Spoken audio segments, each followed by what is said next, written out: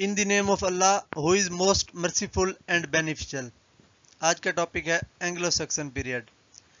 इसे old English period भी कहते हैं और इसे डार्क एज भी कहते हैं। ये पीरियड 410 से शुरू होता है और 1066 पे ख़त्म हो जाता है। अब इसका जानते हैं हिस्टोरिकल बैकग्राउंड। केल्ट्स और ब्रिटोन्स, ये वो लोग हैं जो ब्रिटेन में रहते हैं। इंग्लैंड का नाम पहले ब्रिटेन था। ये वो लोग हैं जो मकामी लोग हैं, शुरू से रहते हैं कई सालों से। लेकिन उसके बाद रोमन्स आए यहाँ। अब रोमन्स कैसे आए? रोमन्स की लड़ाई हो रही थी गॉल्स के साथ फ्रांस में। तो केल्ट्स ने गॉल्स का साथ दिया कि रोमन्स को हराया जाए। रोमन्स की जो आर्मी थी वो बहुत स्ट्रोंग थी। उन्होंने गॉल्स को तो छोड़ दिया लेकिन केल्ट्स पर हमला कर दिया और वो इस तरह से ब्रिटेन में दाखिल हो गए। बाद में केल्ट्स और केल्ट्स और रोमन्स आपस में साथ रहने लग गए। अब इसके बाद एक और स्कॉटिश ट्राइब है जिसे पिक्ट्स कहते हैं। ये वजह बनता है पूरे एंग्लो सैक्सन पीरियड की। ये जंगली लोग थे और इन्होंने केल्ट्स पर हमला कर दिया। पहले तो केल्ट्स गए रोमन्स के पास कि हमारी मदद करें। रोमन ने उनकी मदद भी की। उनके लिए एक जो हिफाजती दीवार बनाई, हार्डियन वाल कहते हैं उसे। लेकिन रोमन्स ने कहा कि आप अपना दिफा खुद करें, हम अपने वापस रूम में जाते हैं, क्योंकि रूम पर अटैक हो रहे थे तो रोमन्स चले गए थे वहां से। अब केल्ट्स को मसला था क्योंकि पिक्ट्स बार बार उन पर अटैक कर रहे थे। तो उन्होंने 3 जर्मन ट्राइब से मदद ली, एंगल्स, सैक्सन और ज्यूट्स से। ज्यूट्स थोड़े अरसे के बाद चले गए वापस, लेकिन एंगल्स और सैक्सन रह गए थे। उन्होंने मदद की केल्ट्स की, पिक्ट से बचाया उनको। लेकिन अब टर्निंग पॉइंट ये है कि एंगल्स और सैक्सन जो केल्ट्स की मदद करने आए थे, उन्होंने केल्ट्स पर हमला कर दिया। मदद करने के बाद उन पर हमला कर दिया और उन्हें वहां से निकाल दिया। फिर केल्ट्स आयरलैंड और स्कॉटलैंड की तरफ चले गए। फिर एंगल्स और सैक्सन दो ही रह गए थे जर्मन ट्राइब जो यहाँ रहने लग गए थे। एंगल्स लैंड पहले ब्रिटेन था, फिर एंगल्स लैंड हुआ, फिर ये इंग्लैंड बना।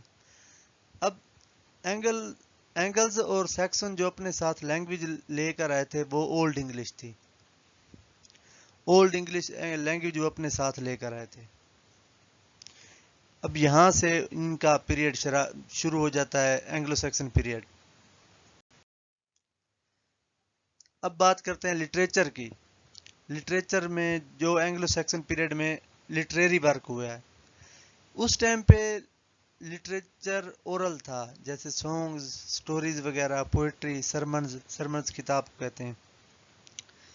लिटरेचर ओरल था और जो लिटरेचर की सेंस लेकर आए थे वो भी एंग्लो सैक्सन लेकर आए थे। अब उस टाइम की ये बहुत बड़ा जो वर्क है वो बियोवुल्फ है। ये एक एपिक पोएम है, 3182 लाइन्स पर मुश्तमिल है। ये एक जर्मन हीरो के बारे में है, सारा कुछ उसकी पूरी लाइफ के बारे में। अब इसके ऑथर का नहीं पता, इसका ऑथर अननोन है, आज तक किसी को नहीं पता चला कि बियोवुल्फ किसने लिखी है। फर्स्ट रिटन वर्क है, जो सबसे पहले लिखा गया वर्क है, वो बियोवुल्फ है लिटरेचर में। अब उसके बाद एक और इम्पोर्टेंट वर्क है, वो विडसित है, जो जर्मन्स की बायोग्राफीज और जर्मन्स के बारे में सारा कुछ है इसमें। फेमस ऑथर के बारे में बात करते हैं जो एंग्लो सैक्सन पीरियड में थे। पहले नंबर पे बीड, एक हिस्टोरियन था जिसने एक बुक लिखी, इक्लेसियास्टिकल हिस्ट्री ऑफ इंग्लिश पीपल। जो हमने पीछे बैकग्राउंड पढ़ा है वो सारा इसी बुक से लिया गया है। क्योंकि लिटरेचर तो ओरल था, रिटन वर्क नहीं था। इस बुक से बीड जो हिस्टोरियन था उसने इस बुक में सारी हिस्ट्री बताई है ब्रिटेन की और एंग्लो सैक्सन की। उसके बाद एक और राइटर है कैडमोन, इसने बाइबल ट्रांसलेशन पे काम किया है। साइन वुल्फ है, इसने रिलीजियस पोएट्री लिखी है। और किंग एल्फ्रेड جو اینگلو سیکسن کا کنگ تھا اس نے کرسچینٹی پہ ورک کیا ہے، اور وہ جب لکھتا تھا تو لیٹن اور اولڈ انگلش کو ساتھ لکھتا تھا، ان کا مکسچر لکھتا تھا۔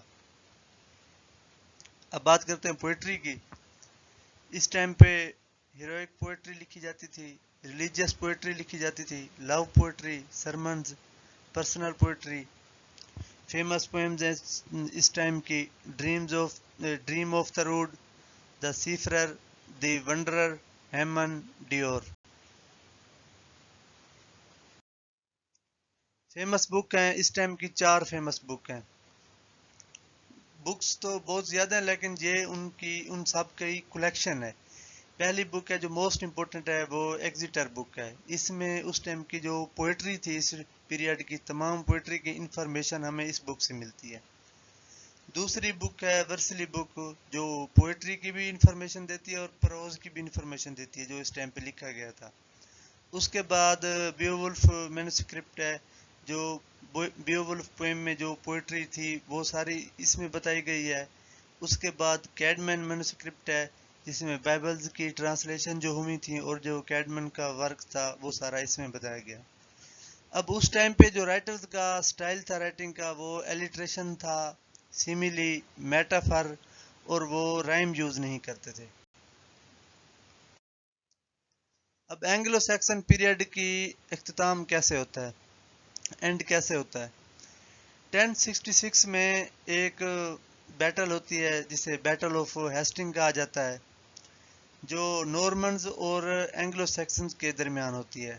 نورمنز کا کنگ اس ٹائم پہ ولیم فرسٹ ہے، جسے ولیم دا کنکرر بھی کہتے ہیں، اور جو اینگلو سیکسن کا کنگ تھا وہ ہیرولڈ سیکنڈ تھا۔ نورمنز کی جو آرمی تھی وہ سٹرونگ تھی، وہ 7000 سولجرز کے ساتھ آیا تھا اور 7000 جو شپس ہوتی ہیں وہ بھی لے کر آیا تھا۔ تو اینگلو سیکسنز کی جو آرمی تھی وہ اتنی سٹرونگ نہیں تھی، تو اس نے ایزیلی انہیں اینگلو سیکسن کو ڈیفیٹ کر دیا تھا، اور اس ٹائم پہ جو ہیرولڈ سیکنڈ تھا جو کنگ تھا اینگلو سیکسن کا، اس کی ڈیتھ ہو گئی تھی۔ اس کے بعد نورمن کی وکٹری ہو گئی اور یہاں پر اینگلو سیکسن کا پیریڈ ختم ہوتا ہے اور نورمن اینگلو پیریڈ شروع ہو جاتا ہے۔ یہ تھی آج کی ویڈیو۔ اپنا خیال رکھیے اور اپنے اس چینل کا اللہ حافظ۔